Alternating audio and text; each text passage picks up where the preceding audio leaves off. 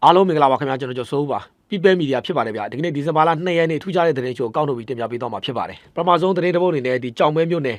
တောင်ထိပ်ကျေးရွာအနီးမှာကြားဖြတ်အလုံးယုံနေကြားဖြတ်တရုတ်တွေကိုဖမ်းဆီးရမိတဲ့အခြေအနေပါအဲ့တော့ကြားဖြတ်နဲ့ပတ်သက်ရင်တော့ကျွန်တော်ဒီကြားဖြတ်လုပ်ငန်းကိုဥဆောင်တဲ့သူတွေလောက်ကင်တဲ့သူတွေရင်းနှီးမြှုပ်နှံတဲ့သူတွေအားလုံးက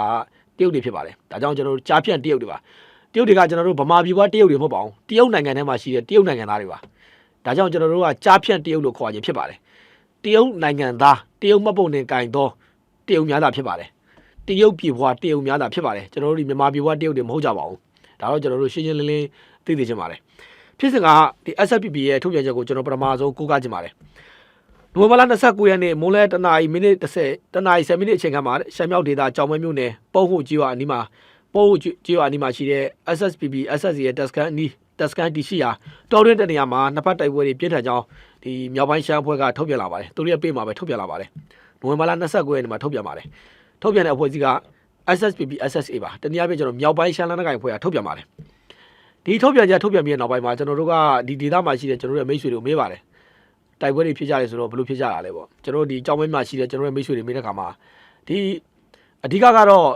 SSPP SSA ရဲ့တက်စကန်အနီးမှာဒီ SSPP SSA ကနေပြီးတော့ကျွန်တော်အကာအကွယ်ပေးထားတဲ့ကြားဖြတ်ဂိုင်းတွေကြားဖြတ်အလုံးယုံတွေပေါ့ကြားဖြတ်အလုံးယုံတွေကြားဖြတ်တရုတ်တွေကိုတက်ကနေပြီးတော့ကျွန်တော်တို့ဝင်ရောက်စီးနေတဲ့အခြေအနေပါအဲ့ဒီအကြောင်းကျွန်တော်တိုက်ပွဲတွေဖြစ်ရပါတယ်လို့ပြောတယ်ဒါကျွန်တော်ဒေတာအခြေအနေဒါပေမဲ့ကျွန်တော်တို့မှာဒါနဲ့ပတ်သက်ပြီးတော့ကျွန်တော်တို့မှာတက်သေးမရှိဘူးတက်သေးမရှိတဲ့အတွက်ကျွန်တော်ဒီသတင်းနဲ့ပတ်သက်ပြီးတော့ခဏကျွန်တော်စောင့်ကြည့်နေတယ်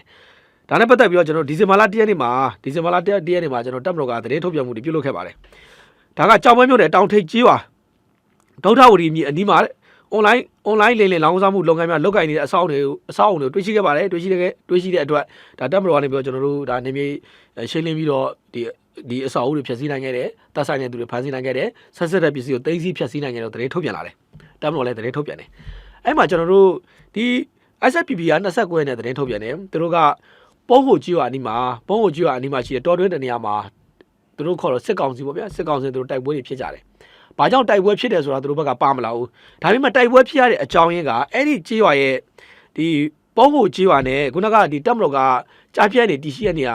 ကြေးရွာဖြစ်တဲ့တောင်ထေကြေးရွာကနီးလေးပါကျွန်တော်တို့တော်တော်လေးနီးပါတယ်အဲ့တော့ဒီကျွန်တော်ဒီညမှာစဉ်းစားကြနံပါတ်1ချက်ကတပ်မတော်စစ်ကြောင်းတွေကဒီတောင်ထေကြေးရွာအနီးကိုရောက်လာတဲ့အခါမှာ SSPP SSA တနည်းအားဖြင့်မြောက်ပိုင်းရှမ်းလက်နက်ကိုင်ဖွဲ့သိလို့တိုက်ပွဲဖြစ်တယ်ဒါဆိုရင်ကျွန်တော်မြောက်ပိုင်းရှမ်းလက်နက်ကိုင်ဖွဲ့ကိုကျွန်တော်မေးချင်တာကခင်ဗျာရိုးသားပဲဖြစ်ပါမလိမ့်ပါနဲ့ခင်ဗျာရိုးသားပဲဖြစ်ပါအဲ့တော့ဒီတပ်မတော်စစ်ကြောင်းတွေကဒီတောင်ထေကြေးရွာအနီးကိုကျွန်တော်တို့ဝင်ရောက်လာတဲ့အခါမှာသိတယ်သူတို့အဖွဲ့တွေသိတယ်တပ်မတော်စစ်ကြောင်းတွေဝင်လာတဲ့အခါမှာသူတို့သိတယ်တိုက်ပွဲတွေဖြစ်ကြတယ်ဒါဆိုရင်ကျွန်တော်တို့ဒီ SSPP SSA တက်စကန်အနီးပုံကိုကြေးရွာအနီးပေါ့ဗျာအဲ့ဒီနောက်မှာရှိတယ်ခုနကြားဖြတ်အလုပ်ယုံနေနော်ကြားဖြတ်အဆောက်အဦတွေဒီအဆောက်အဦတွေနံပါတ်1ဆောက်လုပ်ခြင်းဘာကြောင့်ဒီ SSPP အဖွဲ့ဘာလို့မသိရလဲနံပါတ်2ဒီအဆောက်အဦတွေဖြစ်လာဖို့အတွက်ကျွန်တော်တို့ဒီတစ်တွေဝါးတွေခေါက်ဝါးတွေမြေတွေရှင်းရတယ်နော်အဆောက်အဦမှာခင်ဗျာ Google Map ကကြီးဟီးနေအောင်မြင်ရတယ်နော်အဆောက်အဦကခင်ဗျာနွားတင်းကုန်းလောက်စောင့်နေတဲ့အဆောက်အဦလည်းမဟုတ်ဘူးကျွန်တော်တို့ဒီကြောက်ဝိုင်းဖဲဝိုင်းလောက်ကျွန်တော်တို့ဒီရွက်ဖြစ်တဲ့လေထိုးတဲ့အဆောက်အဦတွေခိုင်ပေါ်မှာစောက်တယ်တဲတွေအများကြီးပဲအဲ့တော့ဒီတဲတွေစောက်တာကို SSPP SSA အဖွဲ့ကဘာကြောင့်မသိရတာလဲတက်မလို့စစ်ကြောင်းတွေဝင်တဲ့အခါမှာသူတို့ထိတွေ့မှုဖြစ်တယ်သူတို့ပြစ်ခတ်တာကြီးလုပ်တယ်ဒါဆိုရင်ခင်ဗျာဒီတရုတ်ကြားဖြတ်နေရောက်လာတဲ့အရာကိုသူတို့ဘာကြောင့်မတားဆီးတာလဲမကန့်ကွက်တာလဲတေချာတာကတော့ကျွန်တော်တို့ဒီကြားဖြတ်လုပ်ငန်းတွေနဲ့ပတ်သက်ပြီးတော့ SSPP SSA အဖွဲ့ကအကာအကွယ်ပေးထားတာပဲရှမ်းမြောက်ဒေသမှာကျွန်တော်တို့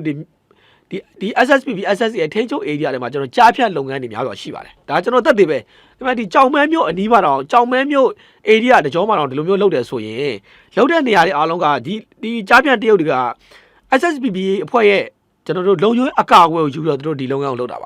ါဒါကြောင့်ကျွန်တော်တို့ကဒီလုပ်ငန်းနဲ့ပတ်သက်ရင် SSPP အဖွဲ့မှာကျွန်တော်များစွာကျွန်တော်တာဝန်ခံမှာဖြစ်ပါတယ်ခင်ဗျားတို့ဟလာဒီရှမ်းလူတို့လည်းခင်ဗျားတလုံးဘာခုမှလုပ်ခဲ့တာမဟုတ်ဘူးကျွန်တော်တို့ကရှင်းလင်းဒီမြောက်ပိုင်းရှမ်းအဖွဲ့နဲ့ပတ်သက်တော့ကျွန်တော်တို့ကပူဆိုးပါဇက်ကိုပြောချင်တာမြောက်ပိုင်းရှမ်းလက်နက်ကိုင်အဖွဲ့က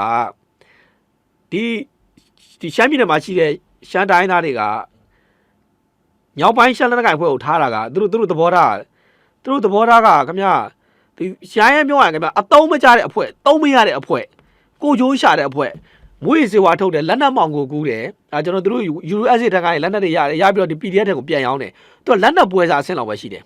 မြောက်ပိုင်းရှမ်းအဖွဲ့ကခင်ဗျာရှမ်းလူတွေရဲ့ကောင်းကျိုးနဲ့ပတ်သက်ရင်တမိုင်းနဲ့ချီပြီးသူဘာတွေများလုပ်ခဲ့တာရှိလို့လဲခင်ဗျားတို့အဲ့မှာ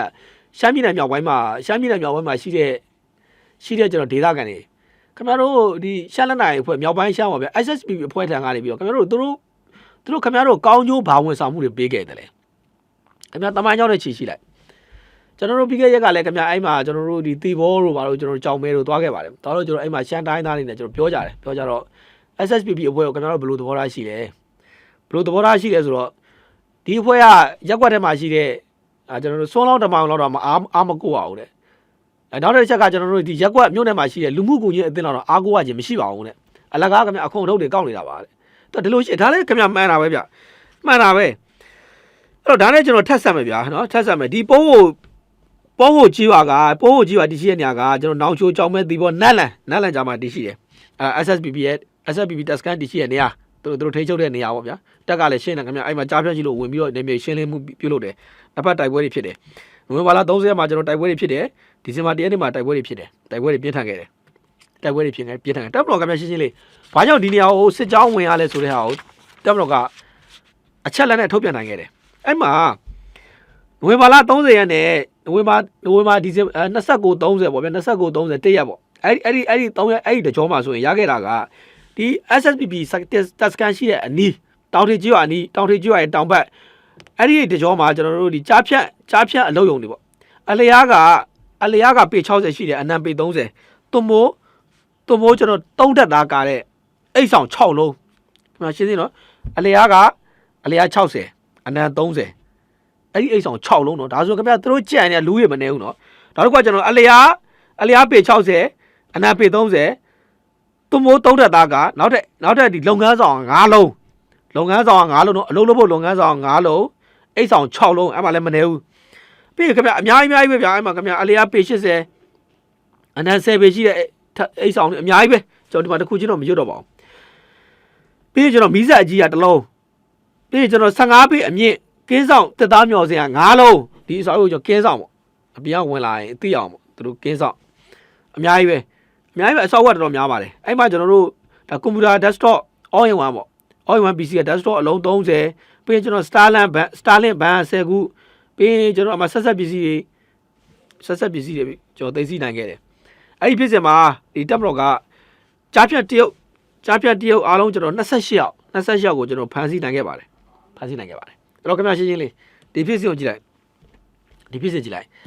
ဒီပုံးဟုတ်ကြီးကအနီးဗျာဒီတောင်ထိပ်ကြီးကပုံးဟုတ်ကြီးကနဲ့တောင်ထိပ်ကြီးကကြားပေါ့အဲ့ဒီတကြောကိုတပ်မတော်စစ်ကြောင်းတွေဝင်ရောက်တဲ့အခါမှာ SSPP ကတပ်မတော်စစ်ကြောင်းတွေဝင်ရောက်လာလို့သူတို့ဒီတိုက်ပွဲဖြစ်ရပါလေသူတို့ထုတ်ပြန်လာတယ်ဒါဆိုရင်ခင်ဗျာဒီမှာအဆောက်အဦတွေအများကြီးဗျာဒီအဆောက်အဦတွေအများကြီးစောက်တယ်ဗျာခင်ဗျာလည်းလူတွေနေတယ်ဗျာဒါဟုတ်ခင်ဗျာဒီ SSPP အဖွဲ့မသိကြကြောင်းမရှိဘူး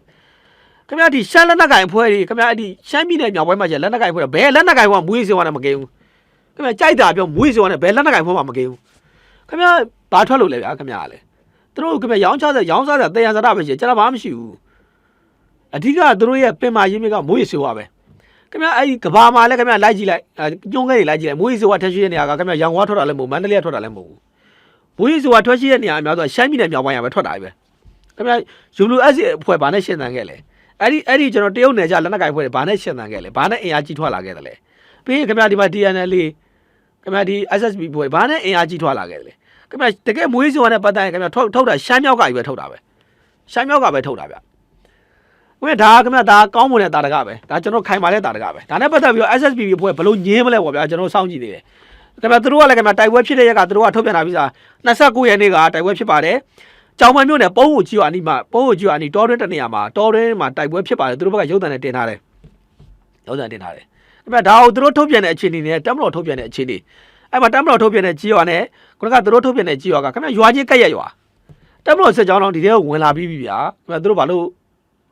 တပ်မတော်စစ်ကြောင်းဝင်တော့သူတို့ပြစ်တယ်ဗျာသိတယ်ဘာလို့ဒီတရုတ်တွေအုံနေချင်းနဲ့ဝင်တယ်ခင်ဗျာဒီမှာအဆောက်အဦတဲဆိုမနေဘူးကျွန်တော်တလုံးချင်းကျွန်းအချိန်အရန်ကြာသွားမှာဆိုလို့မနေဘူးပဲဗျာ